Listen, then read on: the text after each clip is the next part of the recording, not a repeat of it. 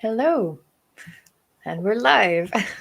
Hello, everybody, and welcome to the This Is Not Therapy Hour, streaming live every Monday from now on Twitch, YouTube, and Facebook.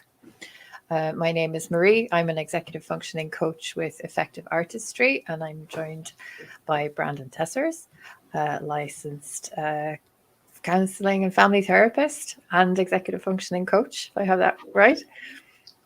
Yeah, my technical license, it's a LCPC, so licensed clinical professional counselor is the different states have different terms. It's impossible to track it all. Yeah. Oh, yes, to that end, I should point out that Effective Artistry is based in the state of Illinois, and you are licensed to practice therapy anywhere in the state of Illinois. But for executive functioning coaching, you can work with people worldwide. We can work with people worldwide, I should say. Yeah, our coaches can work. We try and partition off. Well, we do partition off therapy from coaching as separate things. So our coaches can work with people anywhere. Our therapists can only work with people in Illinois. Yeah. Mm-hmm.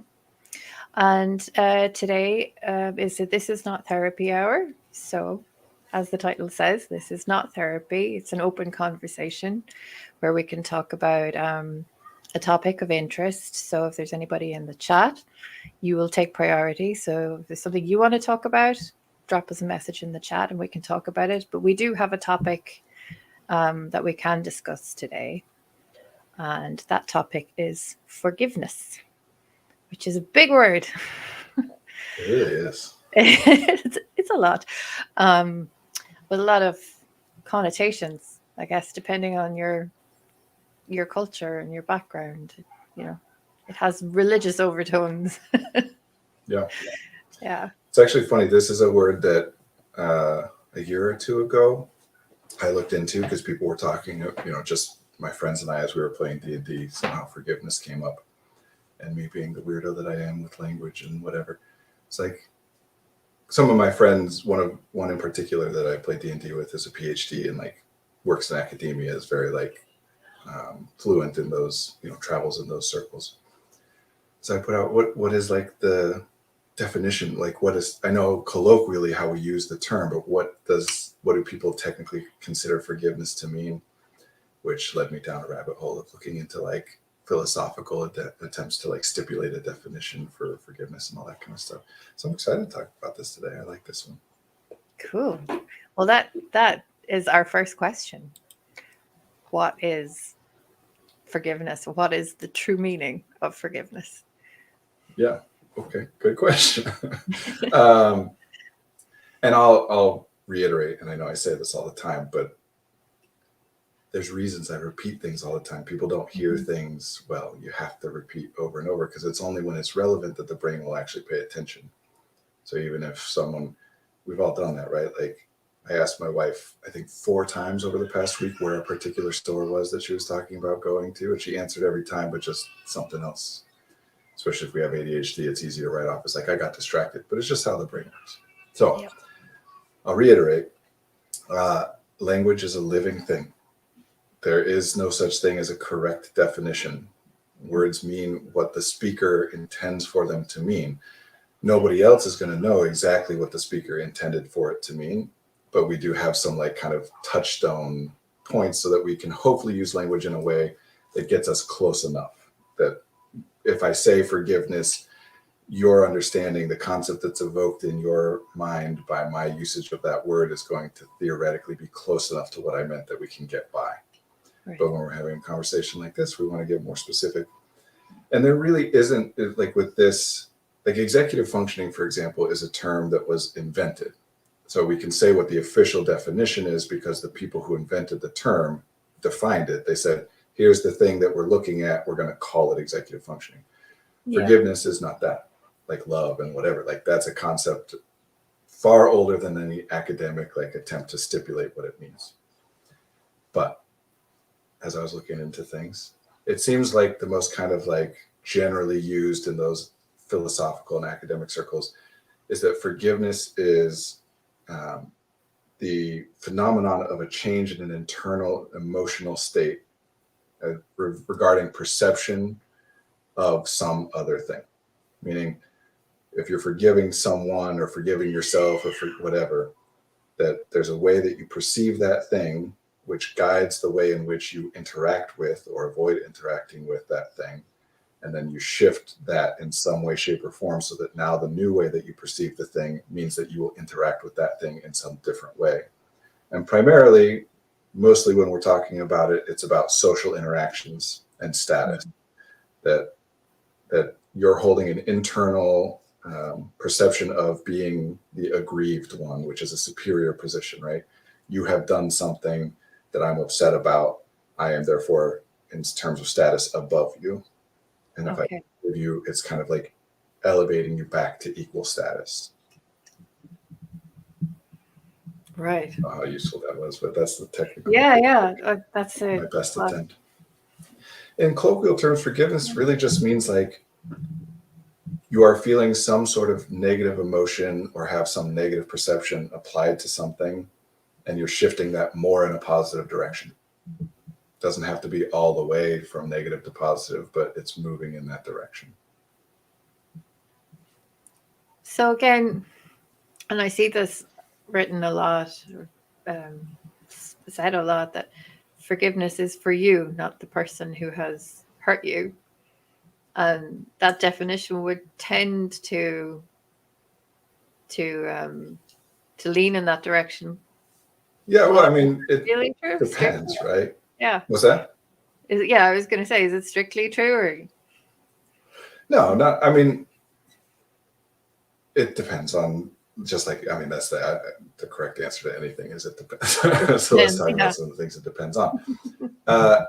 Usually when people are saying something like that, forgiveness is for yourself, or one of my favorite, like, kind of wise phrases, I don't know the specific origins of it, is holding a grudge against someone is like taking poison and thinking they'll die, right? Yeah. Because negative emotional experiences are inherently, call it unpleasant or uncomfortable or painful, whatever. It's contained within the experience of being angry is the desire for that anger to end. Contained within the experience of being sad or lonely or tired. Any like negative, when we use the word negative, what we mean is we want it to stop. Pain, mostly what pain means is a sensation that you can't really get yourself to not pay attention to as long as it's happening, and that you want to stop. And we interpret that as pain, whatever that subjective experience is. So when people are talking about it like that, usually what they mean is like for people who you have no ability to cause them any kind of harm or discomfort, like you have no power or control over them, or maybe don't interact with them at all, then yes, forgiveness is about you because it's something you're carrying that doesn't impact them. But of course, there are times where, like, if I was pissed at you, Marie, I could give you the silent treatment or whatever. And then in that case, forgiving you absolutely would change your experience because it would change how I interact with you. Yeah. So it's context dependent, because otherwise, if you applied that phrase to like any context, then that would like tell people to be, forgive their abusers while actively being abused kind of thing, and that's not necessarily something that we want to encourage. Yeah, and we could have a very long conversation about, organized religion, etc., etc. Actually, as I said it, I immediately thought of the Bible story we mentioned, this is the second week in a row that we mentioned like Christianity. I grew up Mormon. I don't know if I've ever mentioned that on stream before. No. I am not a religious person anymore, but I grew up in the Mormon church. Anyway, that when Jesus was being crucified, according to the Bible, at one point he said, "Father, forgive them, for they know not what they do." Meaning that as they were killing him, he was saying, "Forgive them," because that kind of is like that unreasonable and unhelpful standard that we were just talking about of like, oh, forgive people even as they're actively abusing you. Yeah. I don't know what use that would be. No. Protect yourself, I think. Forgiveness might come later if you need it. Yeah. So exactly. Like, and doesn't necessarily need to. And you don't need to like you can mask, right? Like there are times in which the best way you can protect yourself from somebody, and it doesn't have to, this doesn't have to be as extreme as like objectively identifiable abuse, right? Like it could be a friend who snipped at you or whatever, like anything that you could get upset about somebody for. There's more and less intense versions of this. Right. Yeah. But there are going to be times where the best way forward for you, unfortunately, right? That's not what we want it to be, but the best way forward for you is to pretend as though you are not upset with them, to hide the fact that you are angry with them, act as though you have forgiven them. Doesn't mean you actually have to forgive them. Yeah. That requires a lot of energy, but ultimately, Yeah, it is an always hard unfortunate to- circumstance. Yeah. I think generally, though, we're probably skewing more into things that people aren't really, like when people are asking about forgiveness, I don't know what all the questions are, but we're talking more edge cases usually in terms Yeah. of if someone's asking about forgiveness, it's usually like, I am safe from this person, but I'm mad at them. Mm-hmm. Yeah, But like we'll the incident has passed, but you want to let it go. Or so the next question. Well, we've got a few questions. I want to see what's the best order in which to ask them. We've got quite a few. Well,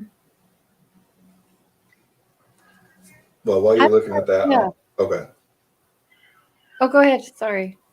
I was just gonna say while you're looking, I can add that another way in which forgiving someone can be to your benefit is not just about letting go of the anger or whatever unpleasant emotional experience. It's also in the standards that you apply to yourself as well as to everybody else. That if you are highly critical of other people in very like minute ways, then you're going to be very highly critical of yourself in very minute ways more often than not. And we're talking about not external, but if you're internally judging people for very small failures and missteps, judging them harshly, then you're going to be doing that for yourself too, most likely. So learning to forgive other people for like, hey, they're doing their best can also be helpful in learning to do that for yourself, to say, hey, I'm doing my best. Yeah. So actually, yeah, that then helps me to ask the next question, which is in your own work as a therapist, how would you start helping a client who is struggling to forgive people in their life? And maybe that there is an underlying issue there of being their own worst critic and applying that to other people. I mean, that would be the first thing is we'd want to look at, like you said, Marie, about pretending to have forgiven someone is effortful. Forgiving someone is effortful. Any changing yourself in any way requires effort. So the first thing I would want to look at is why. What's the reason that we would want to look at forgiving this person? Because sometimes people are coming into it, whether it's forgiveness or anything else, with just because I should, right? Like because it's bad not to in some indefinable way. And a lot of what I need to work on with clients, what we generally need to work on with clients, is to say if you cannot identify a reason, then there is no should. That just means that's how you've seen other people do it, or that's the impression other people have given you about how they do it or what they think would be best for you to do. And it is not that you shouldn't listen to that. That's valid. That there's really no other way to be human other than to just start by assuming that the people around you are telling you the truth about what's best. But when it doesn't work, when it causes you problems, then you want to be able to explore. That's kind of the whole premise of therapy, is the vast majority of what we do, we don't do for like deeply considered, thought through reasons. We just do it because we've done it. And we often don't even know why we started doing it that way. Sometimes we know we started because that's how our parents showed us or people actively taught us or whatever. But we want to take that space to put it on the table and say, why are we doing it the way that we're doing it? So first would be, why?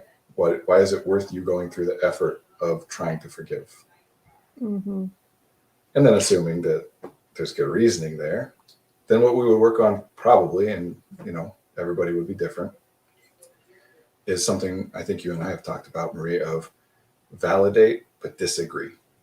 That that we can validate a person's emotional experience. We can validate a person's thoughts and behaviors, meaning we can confirm that they are valid without saying that they are correct or reasonable or that we agree. And that's a fine distinction, and people get tripped up by it all the time, because sometimes someone will say something like, you know, I can't do this. I'm so angry. I can't believe I'm being asked to do this thing or whatever. And we want to validate that and say, yeah, absolutely, understandable, etc. And in a lot of those cases, we want to agree. We want to say, you're right. You shouldn't have to do it. But not always. And sometimes people get stuck on that and say, if you disagree with my reasoning, then you're invalidating me. This is part of why people misuse the term gaslighting so frequently.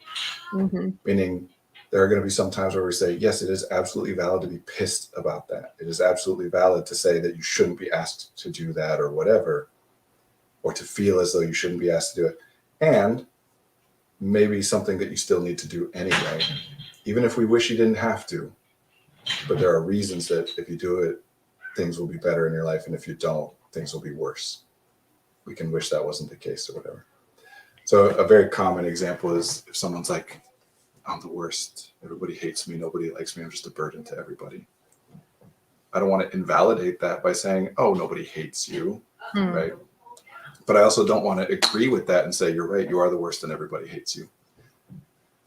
So validating to me is, I can understand why you are thinking what you're thinking or feeling what you're feeling or doing what you're doing. If I cannot understand that, I'm not going to pretend. That fake validation, I hate that stuff. And again, like everything, it's useful in the right context, right? I'm not going to have a deep conversation with every person about everything. But when there's the time and space, I'm not going to just say, yeah, it makes sense, when it doesn't to me. That's a lie. That's dismissive.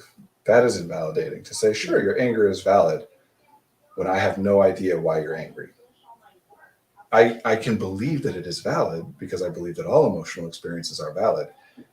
But if I don't make any attempt to actually understand it, then what's the point? I'm not actually doing you any benefit to just say, literally anything that you think or feel is valid. That doesn't carry any meaning. So I want to know. I want to be able to understand why someone is thinking or feeling or acting that way. And if I don't, I need to ask questions until I understand it. And I'm not going to say anything else about it. I'm not going to give my opinion about it or disagree or agree or say what should be done until I understand it, or at least feel as though I understand it. And a high standard of that, obviously, in therapy, where I want, in order for me to feel confident that I understand it to some extent, I have to be able to express it back to the client and say, okay, so it's basically this, you're saying this, and you feel this way. And if they say yes, okay, then I understand it now. Because validation otherwise is pretty much a meaningless term. It's just it's not going to help. It's not going to help you or the client, right? Getting to the root of the issue. So a lot of forgiveness, especially if we're talking about like very common things in therapy, forgiving my parents, forgiving my ex or my spouse, my current partner or my friend or whatever. A lot of forgiveness is that being able to explore and try to come up with a story and understanding of why what the person did or said made sense. Not what they felt, unless we're talking about you, because you cannot know what they felt. Not what they thought, because you cannot know what they thought. And that's a lot of what gets in the way sometimes is they think I'm blah, blah, blah, or they think that, unless they said that, in which case we're just saying what they said. Back to the neurodiversity affirming thing, right?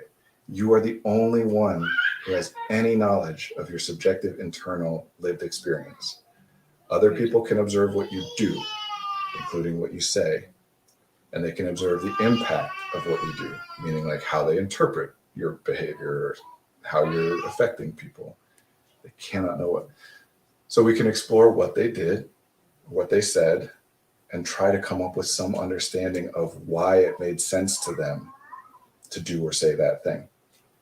Because everyone, everywhere, always, no matter how heinous or objectively terrible or unreasonable things that they did or said, they thought in that moment, for whatever reason, that it made sense to do. And we want to be able to understand that if we're going to try and forgive them. I don't think it's always worth trying to forgive people. Yeah. But we have to separate that out from agreement. I can understand why a person would have gotten to a point where they think that beating their child is the best thing that they can do. I don't agree that that is how it should be done. And so that kind of forgiveness, I think, is about being able to distinguish those two things. If that makes sense. That makes a lot of sense. What then if somebody has come to you with an issue that they feel is unforgivable? Somebody has done something to them that's been so damaging and so hurtful. Then why would we try to forgive them? Pardon? Then why would we try to forgive them? Yeah. So the person wants closure in some way, but forgiveness is off the table. Well, again, I guess it just would depend on what they mean by closure. Can you make up an example for me, or if there's one in the question? I don't think there's one in the question. So there's another thing where we could talk about it as like appreciation, not in the sense of like, I am grateful for it, but in the sense of understanding the impact that it had. Like, you know, if someone were to say, use appreciate in the sense of like, I appreciate your circumstances, you know, I understand what it is that your circumstances are. So if we're talking about, for example, a parent who has died and what they did was unforgivable, I don't want to forgive them, but I also want some closure. Yeah. Then we can look at appreciation in that sense, meaning, yeah, what they did is unforgivable, terrible. We don't need to explore it. We don't need to come up with an understanding or a story about why it would have seemed like a reasonable thing to do to them at the time. But we can still say that whatever it was that they did impacted you in ways that you cannot suss out from everything else in your life. You cannot disentangle the specific ways. I think that's one of like the most harmful like pop culture beliefs about psychotherapy or psychology generally, is that people think that we can say, because X, I Y.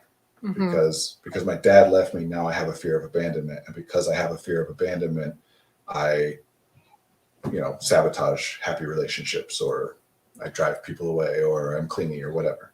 It's quite fatalistic. It is not that simple. Yeah. Yeah.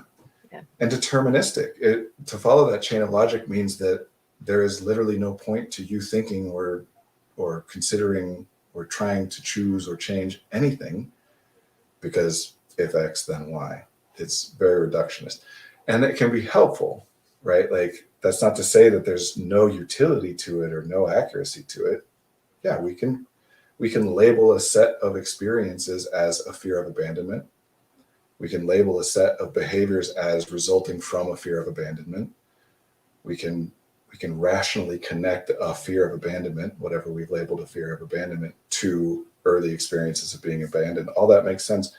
And it can be helpful for a person to think of it that way, because, for example, they might be able to then say, this person's not my father, as like a way to change their behaviors, right? If they can make that link, then the next time they're starting to do whatever behavior that they have noticed and identified as being a result of the fear of abandonment that came from their father leaving, when they catch that in themselves, they can say, this is not my father. I don't need to treat them like it's my father. Yeah. It's great. Can be useful. Still doesn't mean that that's what it is. And so it's kind of like finding an appreciation for the suffering that you went through. Like, suffering is not good. It's not noble. It is not necessary for growth or character development, but it is inevitable. We all experience some version of suffering. And if we're going to experience it, it is useful for us to be able to contextualize it as, well, let me at least look at the things that I got out of that. It made me strong. It made me who I am today. It taught me not to trust people. It taught me to whatever things people pull away from that. So if you're not wanting to forgive somebody, but you're looking for some closure, that can be a way of doing it, is to say, look, they suck. They were the worst. My life would have been better without them. But I would be different than I am if they had done anything any differently than they did. Yeah.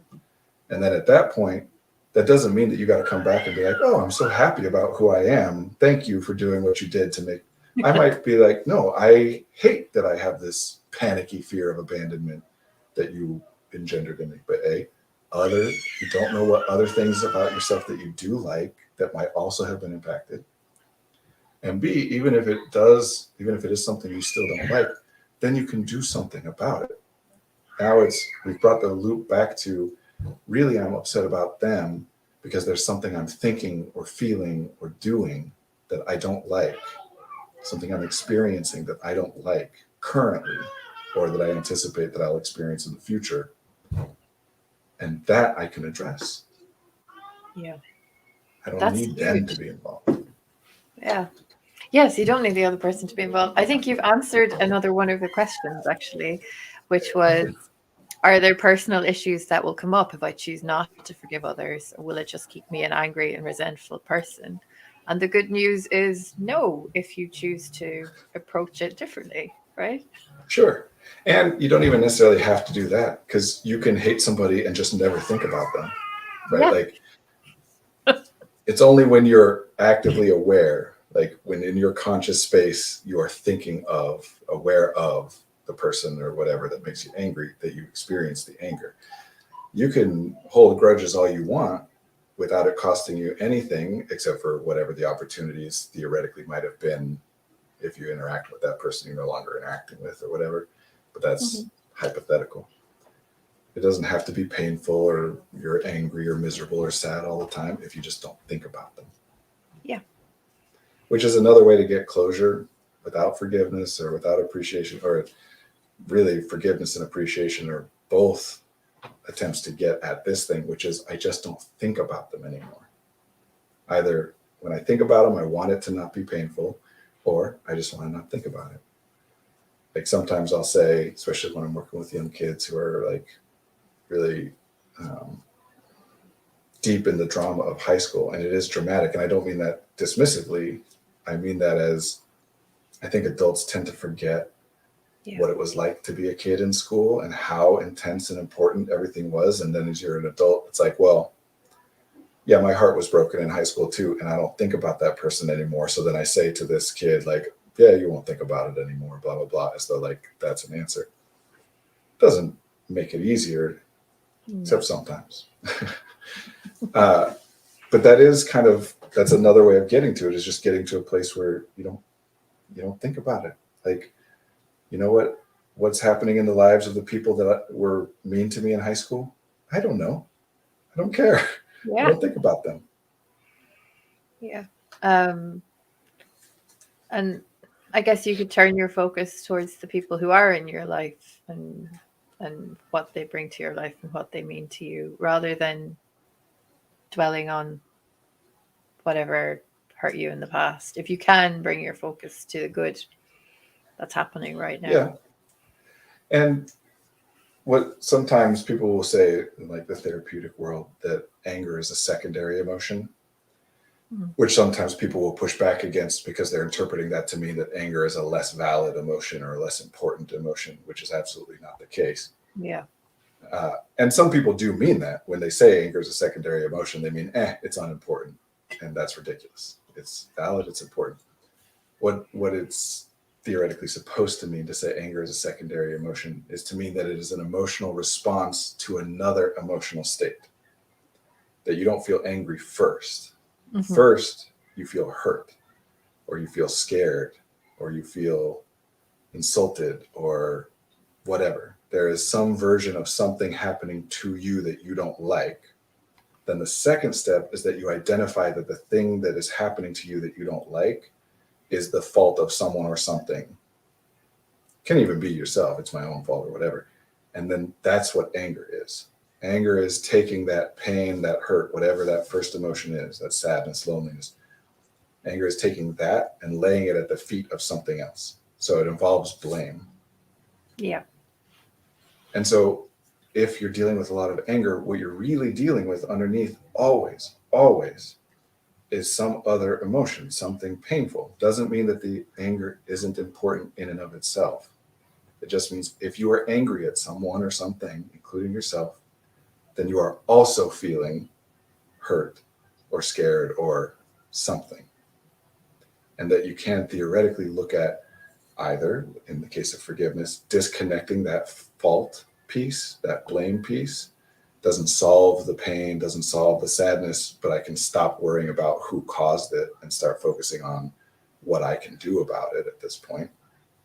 Which the reason that anger exists is because very, very frequently the thing I can do about it is about addressing that person or that thing that caused it. So fault is useful in that way. But when it's not, we can disconnect it. But another thing you can do is, no, it is that person's fault or that thing's fault. And I am pissed at that. And I don't want to work on the anger. But I also don't want to feel sad or lonely anymore. So without trying to disconnect it or reevaluate it, like, yep, their fault, but my responsibility, because they don't care. Yeah. They're not going to do anything to change it. And I can have the most airtight argument in the world about why it's their fault that I'm hurt. It doesn't take away the hurt. It's that same thing where it gets, people will say, well, I shouldn't have to do anything about it. They should. They're the ones who caused it. Yeah. Children shouldn't have to be the ones that are initiating mature emotional conversations with their parents, of course. But that's not some how the parents world don't do works. that. Yeah. So you either do it or it doesn't happen. And either way is valid. It depends, there's nothing wrong with doing it or nothing wrong with not doing it. Mhm. Just acknowledging what things are under your control and what things aren't and what you want to be done. So you Yeah. can be angry at people all you want without it causing problems. You don't have to forgive. Sometimes I feel like anger is almost a protective emotion because it reminds you of maybe why that person isn't safe to be around. But carrying it for a long time probably isn't protective or helpful. Well, so as with all things about being human, these things that we do, that we experience, like the ways in which we are constructed and how we operate moment to moment in our lives, navigate the environment, whatever, these things were not constructed for the environment in which we find ourselves. And so it's useful to recognize that. This is another version of validate but disagree, right? That emotion, I think it's most useful to think of emotion in that way, that over the evolutionary history of the human species, you don't get away from people, right? Like for the vast, like literally until within the last century or few centuries, but even still today, for a very small percentage of the global human population is getting away, going to a different town, a different city, a different life is an option. That is not how it is for most people now. Certainly not how it was for our evolutionary history. So there are new and different circumstances and there are new and different options, things that sometimes might be better than an existing one. And this is one of those cases where you're right. Anger absolutely serves a purpose, as does every emotion, and it can be a protective one. It can push me to finally push back on somebody, even though I'm scared to. Or it can finally push me to push back on someone, even though I love and respect them and don't want to hurt them. But I'm angry enough that in this moment, I'll yell at you. Because emotions are kind of safety release valves in that way. Yes. But these days, you don't necessarily need to do that. If you just live far away from somebody or don't interact with somebody that you're angry at, then that anger might not actually be serving a purpose for you. So valid, but not useful. And then we want to get rid of it. All emotion, I think, is most useful to conceptualize that way. Sadness, I don't want to burden anybody. I want to figure this out on my own. I want to be independent. That's part of what it is to be human historically, right? As we operate in community, but each of us have our individual responsibilities, which is what makes the community a powerful thing, because we're not all duplicating each other's efforts.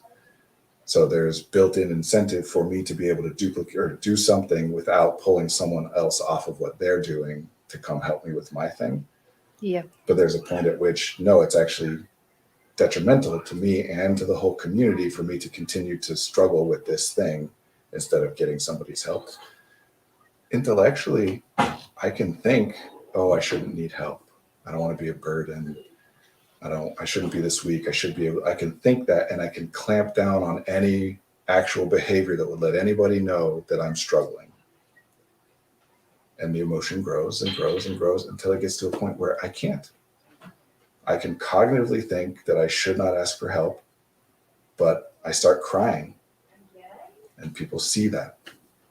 Or I get quiet and withdrawn and people see that. We lose the option to hide our emotions from other people as the intensity of those emotions increases, including anger.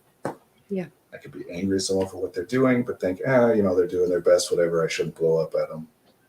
Hell, married couples who are, actually get along and love each other and like each other. My wife and I love each other and have so much respect for each other. If she does or says something that causes me a problem, my first thought is not going to be, I got to let her know about this. My first thought is, yeah, well, okay, big whoop, Brandon. Like, she's doing her best. She doesn't need to be burdened by you being like, hey, you undercooked my eggs this morning a little bit. Like, it's a random example. It makes me sound like way more misogynistic than I am. But but at a certain point, we fight. Yeah. It's an important part of our functioning. There are many times where can't yell at my boss, can't get fired. And then one day you're just angry enough that part of your brain literally shuts down and you lose the option to not yell at your boss. So yeah, it is protective in that sense. Mm-hmm. But in our modern culture, sometimes unnecessary and sometimes harmful. Sometimes yelling at your boss actually does make your life worse, even if he's an asshole. Oh, I'm supposed to not swear in this stream. So that has me thinking about cost versus value again. Like, what's the cost of being mad versus the value of saying what I want to say? And what's the cost of forgiving somebody versus the value in maintaining the relationship? So maybe that's something to ask. That's the very first thing that we would look at. What's the value here? Yeah. It's going to cost something to make that change, whether it's forgiveness or any other change. So what would the value of that be, so we know how much it's worth trying? And a lot of the time when people explore that, the value comes back as, I don't know, it's just what you're supposed to do. And again, should is a really big word. Yeah. And I don't want to invalidate that, because we all do that. We all do things because we think we're supposed to do them, because that's how it works to be human. Theoretically, again, our brains and bodies are constructed in a way that works well when we're interacting with a small group of people whose fates are intrinsically linked to our fate. And so, of course, we are structured to, if everybody else starts running away, I run away too. I don't stop and say, wait, why is everybody running? I need to cognitively understand this first. So there's nothing wrong with that. But when it's causing you a problem, then it's good to be able to recognize that. And then at that point say, okay, we're running. While we're running, can somebody explain to me why we're running? I had no idea what you was talking about. Sometimes you got to act first and then think later, or think while you're acting. In fact, really most of the time, pretty much almost all of the time, you got to do stuff and then think about it. Actually, a lot of like executive dysfunction is people trying to reverse that process, where they want to think about stuff before doing it. And that can be really, really useful. Obviously, like our whole culture is constructed around, take a minute and think about what you're going to do. Think about the future. Think about how this will work out, and et cetera, et cetera. I think that's a spam comment. But it distracted me. There's utility in that, to thinking about tomorrow. Oh, I don't want to eat all of my food now because I want to have some food left tomorrow. Even though it would be nice to eat it, I have an impulse to eat it all. I want to keep in mind the future. But sometimes we get too dedicated to that. And a lot of executive dysfunction is that problem is, I've thought about what should happen in the future, and either I can't figure out how to do it, so I never do anything, because until I figure out what's the proper step, the proper way, I'm not going to take any action. Or I thought about it, came up with a brilliant idea, started doing it, and it didn't work. And now I'm upset because I should just do my initial idea, the thing I thought of. Even though it's actively not working right here and now, I shouldn't change my idea. I should change somehow myself or the environment. Again, sometimes, yeah. But that's just not the way we're built, like No. physiologically. How do you know how you're going to feel tomorrow? You plan on doing this thing tomorrow. How do you know how you will feel at the time? You don't. You're just making a guess. And we can make good guesses and reasonable and helpful guesses. But if tomorrow shows up and the time shows up that you were supposed to do the thing and you feel absolutely wiped and are incapable of doing the thing, what use is it to say at that point, uh-oh, something's wrong with me for feeling wiped. I should be able to do it. As opposed to, no, it was a reasonable thing to guess that in this place, in this time, I would be able to. Turns out my guess was wrong. So now I need to make another guess about another time in the future. Yeah. Otherwise, we just see everything as our fault, our failure, our deficiency, even if we have neurodiversity kind of viewpoint. I think that that's an issue with forgiveness as well, that people think if they're holding a grudge or if they're finding it hard to forgive something, that the fault lies with them. There's something wrong with them, that they can't let this go. And then they get stuck on that, not being able to let the thing go rather than getting to the cause of the underlying hurt, I guess.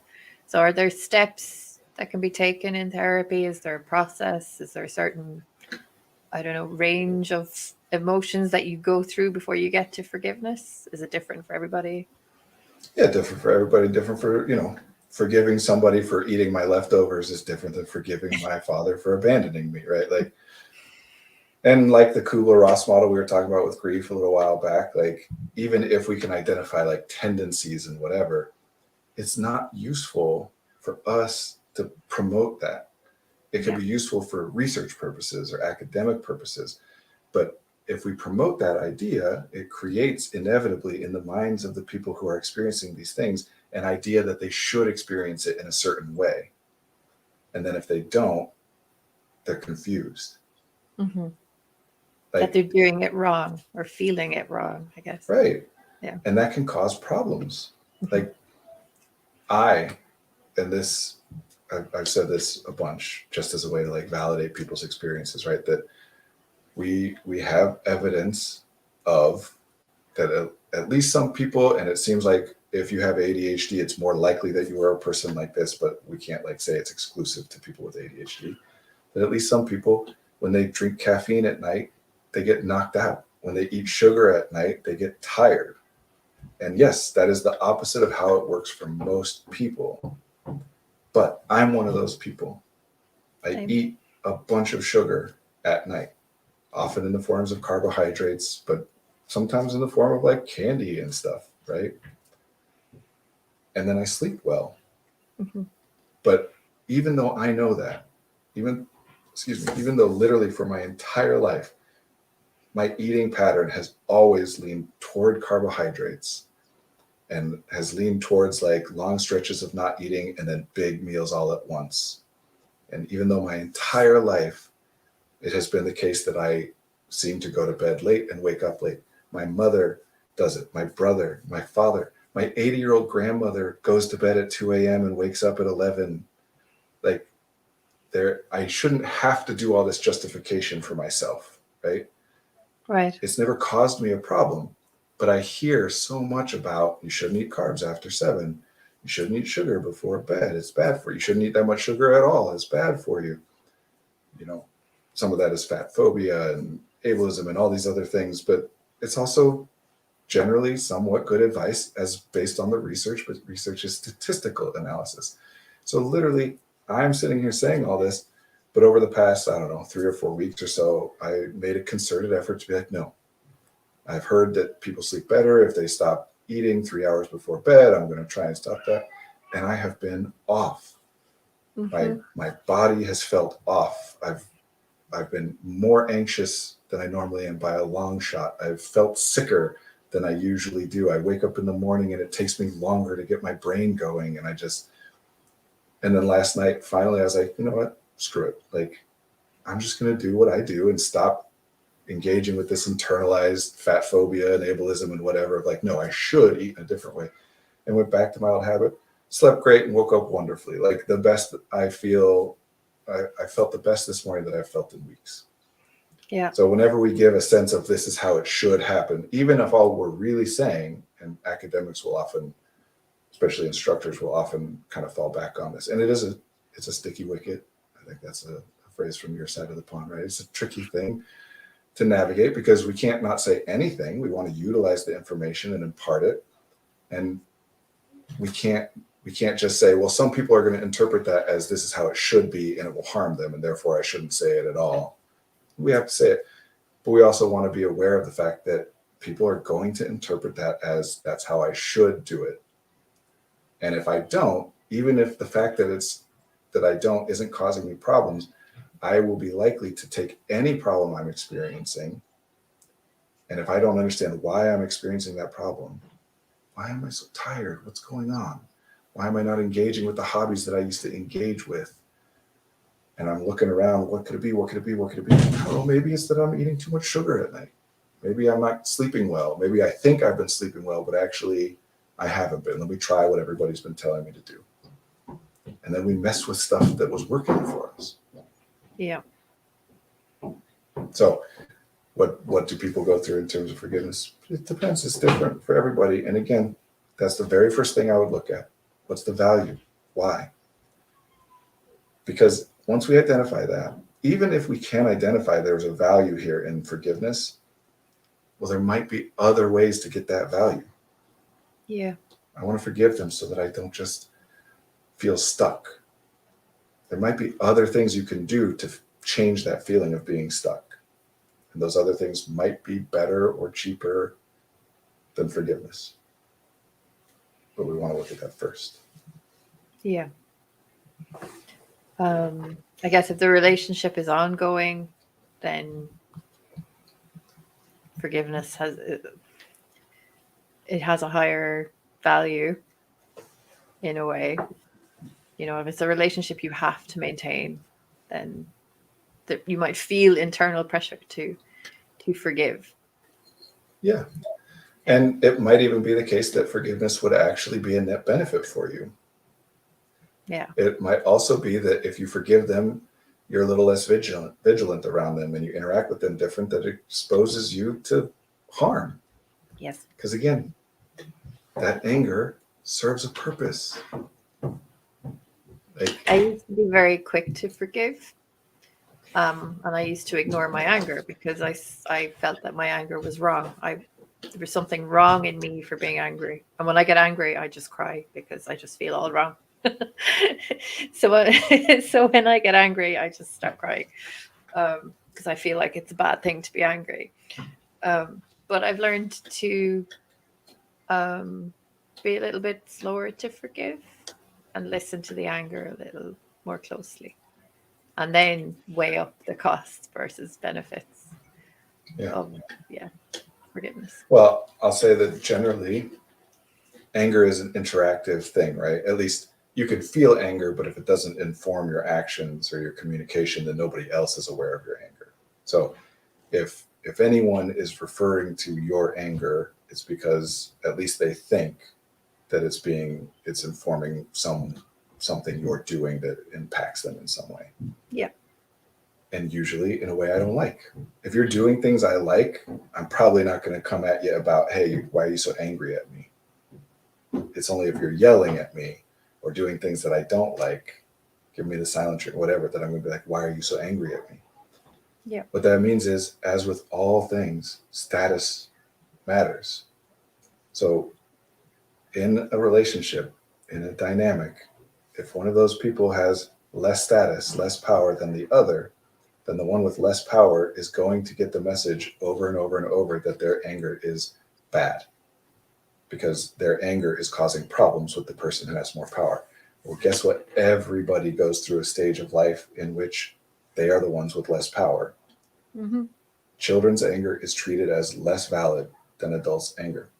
Women's anger is treated as less valid, hysterical, irrational than men's anger. Minority, people of color, any oppressed class or identity, you're going to be told that any of your negative experiences that result in any actions that the other people don't like, whether that's anger or anything, you're going to be told that it's bad and it's wrong and you should get a handle on it. So doesn't mean it's not a one-to-one correlation. It's not like No. I've not been told. We've all been told that our anger is bad to some extent because we were all kids, if nothing else. Yeah. But it's different good and to more. be aware of potential for power imbalance, right? Yeah. Yeah. Anything that you've been taught is bad, anything that you're doing or feeling or saying or thinking that you've been taught is bad, must be something that the people who have taught you that they have identified it as being bad. And sometimes the way that we're constructed, right, that is because they genuinely have your best interests at heart. And so they're telling you that something you're doing is bad for your own sake. Yeah. But even in that case, they would only think that, and they would only say anything or do anything about it if, even though it's bad for you or would be better for you otherwise, if it's causing them problems. Mm-hmm. Like, I'm worried. And there's nothing wrong with being a parent who is worried. Listen, I'm worried. You keep exploding at people out of nowhere, and it's understandable and it's okay. And, like, feelings are valid and et cetera, but I'm nervous that you're going to experience pain that's going to be worse for you throughout your life if you don't learn how to manage and communicate that anger in a different way. Yeah. Can all be true, can all be valid, it can genuinely be an attempt to be helpful, still has to originate in my worry. Because if I'm not worried about something, why would I talk to you about it? I don't even notice it. For me to notice it, my brain has to have identified it as being worth noticing, meaning I am spending some of my resources paying attention to this thing, noticing, thinking about this thing. That's what worry is. So, Or it's making somebody uncomfortable. right. You know, It could be you're mad it at could me be all because I kinds of hurt things, you, right? and now I feel bad. It could be that I don't have your best interests at heart at Yeah, all. yeah. And I'm Yeah. just wanting to manipulate you because you're bothering me. And I'm saying, get your anger under control because it impedes my day. I'm just trying to clarify that it's not always that, because sometimes people will slip into this. Oh, everybody who's told me that I should get my anger under control can go take a long walk off a short pier. I got to come up with more like colorful ways to express myself that aren't swears. And yes, sometimes that's true. Not everybody. And that's kind of coming back round full circle to forgiveness, that people can do and say things for the right reasons. They can actually be correct about their thinking and what they, like the advice they gave you, that it could actually theoretically have been helpful for you. It could actually even be helpful for you and also still cause you a problem. Yeah. So, like, otherwise, what are you supposed to do as an individual? If you're going to walk around thinking that anytime anybody has ever said or done anything that caused me problems, that hurt me, that they're a bad person for that, guess what you're also going to be walking around worried about? That you're a bad person. Yeah. That you accidentally and unintentionally harm people, or that you might. It also makes it so it's more likely that if somebody comes to you and says that you have hurt them, that you'll get defensive and angry and say, no, Darvo, to use the online that took me a acronym. second. Deflect. What is the? It's reverse victim and offender is the last three. Yeah. I have to Google deflect. it. I can't remember what that. Anyway, Darvo is something people will put out online where if I say you hurt me, and then you go and say that I've hurt you by accusing you of hurting me, we're fighting over which one of us gets the higher status of being the victim and the lower status of being the offender. And we're both trying to maintain and say to other people, I'm the victim, they're the offender. It's a lot of just like what politics is in general these days, but a lot of online interactions as well. But if you legitimately walk around deny, thinking that, attack. that's it. Yeah. I didn't do anything wrong. Sorry, you did something wrong. And it gets nobody anywhere, It's deny, attack, reverse victim and offender. So I didn't I didn't do do anything wrong. Deny. You're the jerk. Attack. Yeah. You're the one who's hurting me, meaning you're not the victim. I'm the victim. You're the offender. And as with everything else that people do, especially things that people do commonly, valid, useful, reasonable, but not always. Yeah. So you want to be on the lookout. And yes, really one of the things that helps with forgiveness of the self, of anybody else, is just let go. It's hard, but let go of having to identify that somebody is bad in order Yes. to justify treating them in a certain way. Yeah. I don't care if you're a good person or a bad person. I don't even think those things really exist. I care about what you do. I Mhm. care about the impact you have on me and on others to the best of my ability to understand that impact. And I'm going to interact with you based on my understanding of what you do and how you impact other people and the world around you. I could care less. That's a weird phrase. I couldn't care less.